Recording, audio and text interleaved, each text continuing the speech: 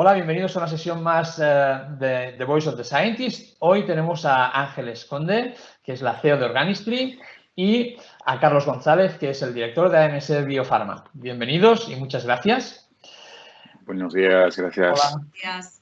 Ellos van a ser los protagonistas del webinar que vamos a realizar conjuntamente el día 22, lunes del mes de marzo, empezando a las 10 de la mañana, y en el que nos van a hablar de un tema muy candente, las impurezas nitrosaminas.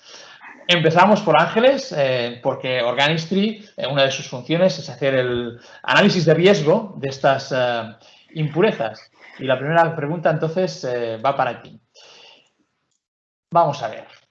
¿Por qué la presencia de impurezas nitrosaminas en los productos farmacéuticos es un tema complejo y resulta de gran importancia hacer un buen análisis de riesgos? Ángeles. Bueno, el análisis de riesgo de presencia de nitrosaminas es un tema mucho más complejo de lo que en un principio se pueda pensar, por la enorme variabilidad de los productos farmacéuticos y de sus formas de fabricación, que al final es algo que está muy estrechamente ligado al riesgo de presencia. Las aminas, que son precursoras potenciales de nitrosaminas, se utilizan muchísimo en la fabricación de principios activos. Su uso está muy extendido. Incluso podemos tener principios activos que no tengan ningún átomo de nitrógeno en su estructura y se hayan fabricado utilizando trietilamina y dimetilformamida, que, como sabemos todos, son precursores potenciales de NDA y NDMA, porque la trietilamina puede dar NDA y la dimetilformamida se puede degradar a dimetilamina y puede dar NDMA. Entonces, estas nitrosaminas pueden contaminar los productos, como así ha ocurrido y así se ha demostrado. Los nitrosantes, el uso de nitritos o agentes nitrosantes, otros agentes nitrosantes, porque hay bastantes, no solo los nitritos, aunque se focaliza mucho en nitritos, es menos común. Pero se han establecido varias causas raíz de interacción de nitrosantes con aminas, que veremos con más detalle en el webinar, que lo que hacen es condicionar ese riesgo que va a haber en los productos. Entonces, existen muchos factores, porque va a depender el tipo de aminas, va a depender de dónde se encuentra el nitrosante, porque no es lo mismo que el nitrosante esté en la fabricación del principio activo, que esté en la formulación, que esté en el uso de un blister de nitrocelulosa. Es decir, que hay mucha casuística. Después, también es necesario revisar las estructuras químicas del principio activo, los precursores sintéticos. ¿Por qué? Porque pueden degradar liberando aminas nitrosables. Esto lo ha detallado también la EMA, por ejemplo, y ponen este ejemplo precisamente, la aminocenazona puede degradarse liberando DMA y puede estar contaminada con NDMA. Y también puede ocurrir que en la propia estructura del principio activo exista el agente nitrosante, como ocurre en el caso de la ranitidina. Entonces, este tema es bastante complejo. O sea, en sí, el tema de la variabilidad de las estructuras, esta complejidad, el estudiar los perfiles de degradación, es algo en sí ya complejo con el que lidiamos los químicos orgánicos que formamos parte del equipo de Organistry. Entonces, vemos que hay que hacer una revisión en profundidad para al final tener un análisis de riesgo que realmente funcione como una herramienta teórica para predecir el riesgo de las impurezas nitrosaminas. Muy complejo y mucho más complejo, yo que lo miro desde la parte analítica, que la parte analítica, ciertamente. Pero viendo la complejidad del proceso en el cual hacéis este análisis de riesgos, ¿cómo impacta el resultado de vuestro análisis en el desarrollo analítico posterior? Bueno, impacta totalmente, porque realizar un análisis de riesgo con la profundidad que requiere te va a condicionar qué analitos tienes que buscar. Porque, claro, el enfoque de buscar las 7 nitrosaminas más probables descritas por la EMA no es un enfoque completo, porque puede ocurrir que algunas sí estén presentes, pero otras no, y tampoco es necesario buscarlas. Y también puede ocurrir que haya nitrosaminas más probables que esas 7 y están quedando fuera de los objetivos del desarrollo analítico. Entonces, realmente un buen análisis de riesgo va a guiarte en el desarrollo analítico y te va a poder permitir también interpretar los resultados de los análisis que tú obtengas.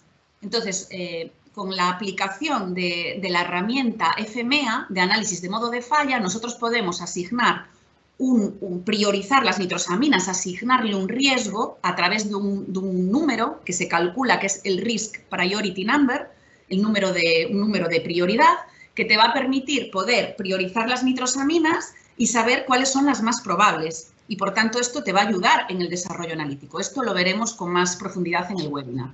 Muy bien, muchas gracias, Ángeles. No vamos a desvelar más de lo que vas a presentar, que va a ser muy interesante.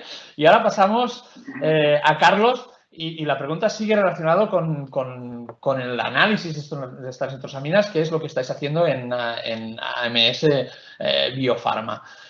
¿Cómo habéis abordado la respuesta a la demanda de este tipo de análisis en AMS Biofarma? Bueno, las nitrosaminas son tóxicos viejos conocidos en el mundo del tabaco, por ejemplo, de la alimentación. Se ha trabajado mucho desde el punto de vista académico y regulatorio porque eran vectores de nitrosaminas, de estos genotóxicos que podían exponernos de manera continuada, ¿no?, a sus efectos.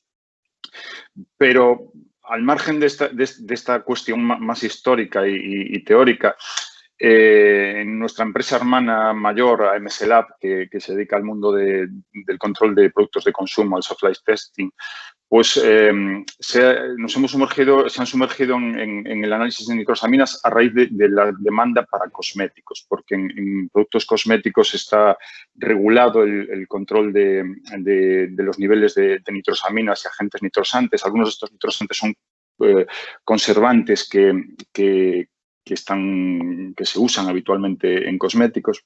Esto es una reglamentación europea muy desarrollada que incluye muchas sustancias de potencial riesgo y entre ellas están las nitrosaminas.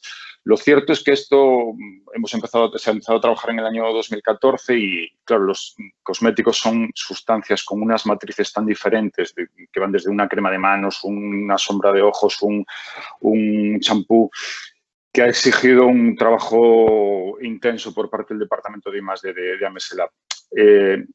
La problemática de las nitrosaminas parece que es emergente en diferentes sectores.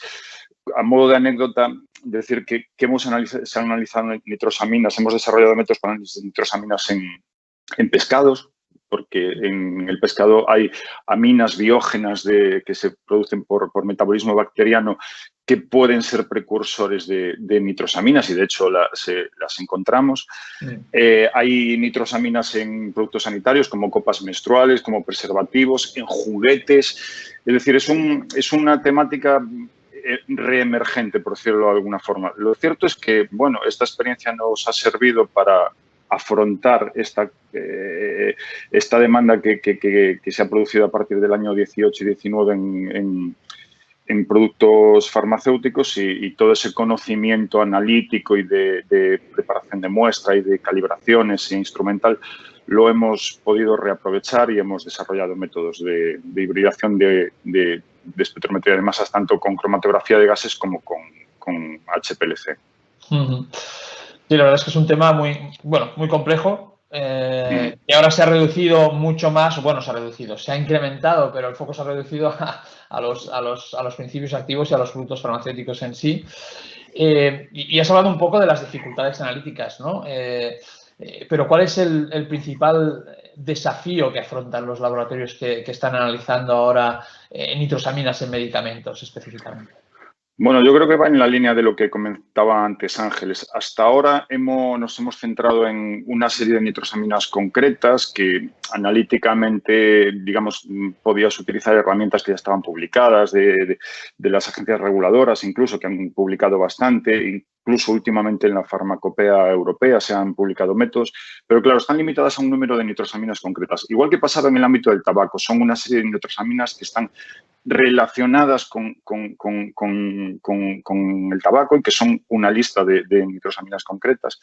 Pero claro, ahora nos estamos encontrando precisamente con esto que nos dice Ángeles, que es que te piden, el cliente te pide después de esta evaluación de riesgos una metodología para nitrosaminas muy extrañas y muy diferentes unas de otras. Nitrosaminas con volatilidades muy diferentes, con pesos moleculares muy diferentes. Entonces, claro, toda esa diversidad química plantea dificultades importantes en muchos casos de falta de estándares, problemas de estabilidad, necesidad de conjugar diferentes técnicas instrumentales, con lo cual ahora el problema es un problema de desarrollo y validación de métodos eficientes que puedan satisfacer al cliente para controlar las nitrosaminas que realmente le importan. Muy bien, muchas gracias. Gracias a los dos.